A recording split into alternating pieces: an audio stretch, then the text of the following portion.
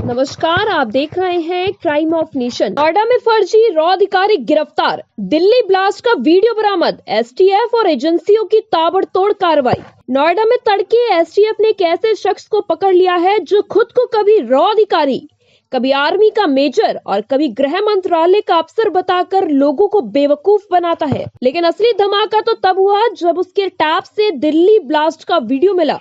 क्या यह सिर्फ फर्जीवाड़ा है या इसके तार किसी बड़ी साजिश से जुड़े हैं?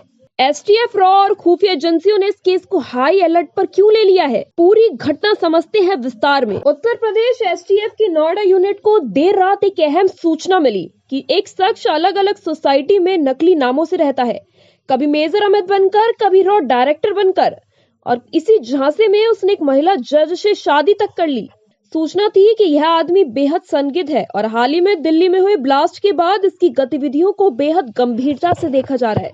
एसटीएफ की टीम रात में पहुंची ग्रेटर नोएडा के Paramount golf forest society. Flat का दरवाजा एक महिला ने खोला और थोड़ी ही देर बाद सामने पहुंचा वह शख्स, नाम अमित कुमार, पिता ब्रिजनंदन सिंह, उम्र 36 साल। उसके हाथों में जो पर्स था उसी से निकला मामला भारी।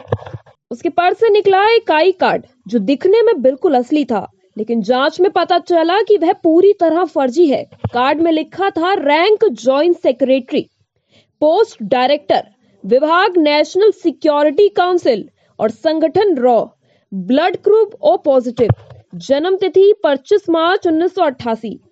एसटीएफ ने तुरंत रॉ मुख्यालय को सूचना भेजी और जब वास्तविक अधिकारी मौके पर पहुंचे तो साफ बताया कि इस नाम का कोई भी व्यक्ति रॉ में काम नहीं करता। फ्लैट की मकान मालकिन मंजू गुप्ता ने बताया कि उसने घर किराए पर मेजर अमित कुमार को दिया था और उसने पुलिस वेरिफिकेशन भी भेजा था, जो बाद में पता चला कि दिल्ली पुलिस के डीसीपी लेटर हेड का फर्जी दस्तावेज था। सबसे चौंकाने वाली बात, सुमित की पत्नी कुसुम बिहार के छपरा में न्यायिक मजिस्ट्रेट हैं। जब एसटीएफ ने उनसे पूछा तो उन्होंने कहा कि उनके पति गृह मंत्रालय में गोपनीय नियुक्त पर कार्यरत हैं।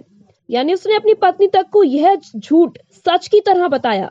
तलाश में एसटीएफ को जो मिला उसने केस को और भी गंभीर बना दिया। 2 फर्जी सरकारी आईडी, 20 चेकबुक, दिल्ली पुलिस का फर्जी verification letter, 8 debit card, 5 pan card, 2 Aadhaar card, 3 voter ID card, company registration paper, ITR दस्तावेज, 3 लैपटॉप, 2 टैबलेट और 17 एग्रीमेंट फाइलें। लेकिन असली चिंता बढ़ाने वाली चीज थी टैब में मिला दिल्ली ब्लास्ट का वीडियो। एसटीएफ ने पुष्टि की कि आरोपी के टैब में दिल्ली ब्लास्ट से संबंधित वीडियो मिला है। अब बड़ा सवाल यह है, क्या उसने यह वीडियो खुद शूट किया था या किसी से प्राप्त किया? क्या वह किसी नेटवर्क से जुड़ा है? इस वजह से एसटीएफ, रॉ और कई खुफिया एजेंसियों ने इस केस को हाई प्रायोरिटी पर ले लिया है। एसटीएफ का कहना है कि यह आरोपी एक कंपनी बनाकर फर्जी तरीके से बड़े ट्रांजैक्शन, कंपनी का वर्थ बढ़ाना, फिर शेयर मार्केट में लिस्ट कर करोड़ों रुपए में ठगी करना चाहता था। यानी 2 मार्चों पर एक्टिव था फर्जी सरकार पहचान, फाइनेंशियल फ्रॉड। आरोपी सुमित कुमार पर भारतीय न्याय संहिता की कई गंभीर धाराएं लगाई गई हैं। 319, 318, 338, 336 और 340 और आईटी एक्ट 66D उसे अदालत में पेश किया जा रहा है।